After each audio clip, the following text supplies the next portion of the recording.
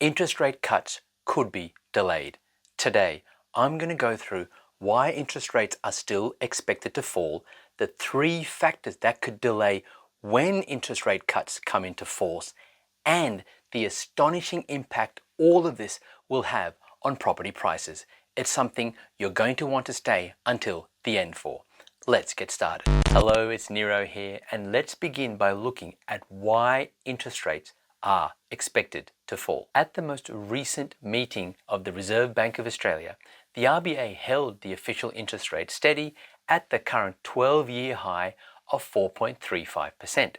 Now, while there was no change in policy, there was a change in its assessment for the outlook for interest rates, dropping the bias that interest rates could still rise to "we are not ruling anything in or anything out" when looking at the monetary policy outlook. Now, many money markets are still pricing in a series of interest rate cuts starting in the September quarter 2024 and amounting to a total of approximately 75 basis points by the second half of 2025. In fact, CBA still expects interest rates to start falling from September of 2024 and by mid-2025 to see interest rates fall by a full 150 basis points or 1.5%. But why? Why are so many experts expecting interest rates to fall?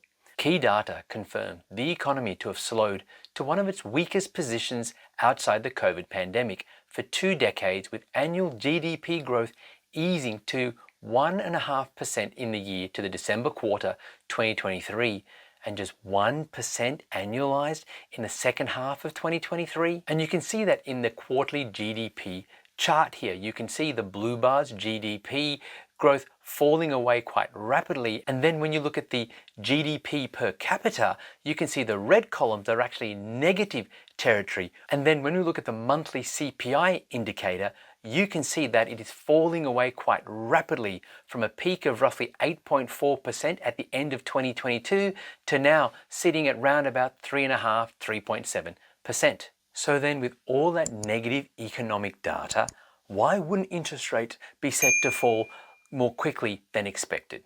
3 reasons. Number 1, here we have a chart tracking the CRB Commodities Index. Now, this is a broad-based index that covers all commodities like oil, gas, everything that you need, everything that goes into all of our products and services. And what you can see from this chart is that the CRB index has now risen to where it was back in sort of early to mid 2022, which is when inflation was then at its highest and we saw interest rates being increased. So this time round, if the CRB index continues to rise or stay at these high levels, no, I don't think interest rates will rise because of all the other negative economic data that I shared with you earlier on, but it will certainly delay interest rates being cut because it will keep the prices of goods higher, and that won't allow the RBA to cut rates as soon as many people expect. Reason number 2, employment is staying stronger than the RBA expected. The slowing economy and rising costs pushed a record number of businesses into insolvency last month, but the overall number of jobs fell by just 6,600, suggesting smaller firms were hit hardest. The unemployment rate edged from 3.7% to 3.8% as people seeking work increased to 20,600, largely driven by migration. The jobless rate is below the Reserve Bank's indicative forecast published in February. The jobs data means a 116,500 surge in the number of people working in February was largely retained, boosting the likelihood that interest rates stay higher for longer. The RBA was forecasting the unemployment rate to reach 4.2% by the end of the June quarter this year. ANZ senior economist Blair Chapman said, adding for that to occur, employment would need to continue falling in the June quarter and unemployment would need to increase much faster. It's almost a ridiculous thing to say, but for interest rates to actually start falling, more people need to be out of work. Why? Because when unemployment levels are so low, or put differently, when employment rates are so high and so strong, what that means is that it allows people to negotiate for higher wages. That means that they're earning more, they can spend more, and this puts more money into the economy, thereby increasing inflation, or at least keeping inflation high. What the RBA wants to see is jobs growth slowing down, which will place downwards pressure on wages.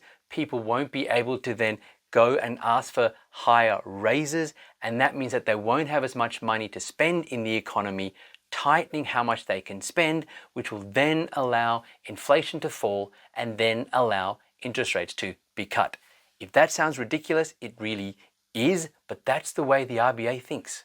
And then reason number 3, the third and final reason why interest rate cuts may be delayed, the strength of the property market. Auction results shows there's little holding the market back.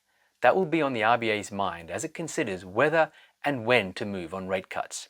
About 3/4 of homes put up for auction sold in the past week, a further sign of strength in the housing market as prices grind relentlessly higher and the prospects for an early rate cut dim. So why would rising house prices be a consideration for the RBA? It's something called the wealth effect. It's a common belief that many people, when they see that their home prices are rising in value, feel more wealthy and are more likely to spend more. And when they spend more, it allows them to buy more things, placing more demand on goods and services in the economy, thereby increasing prices of those goods and services, therefore increasing inflation. Personally, I don't think rising house prices will have much impact on whether the RBA decides to drop rates or not. They're going to be looking at the other factors I mentioned earlier on, like number 1, the falling inflation, the falling GDP growth, looking at the unemployment rates. These are the factors that they will consider. But if interest rate cuts are to be delayed, what impact will that have on property prices? Well, as I mentioned earlier, interest rates are currently at the highest level they've been in for 12 years. And yet, what have property prices have done?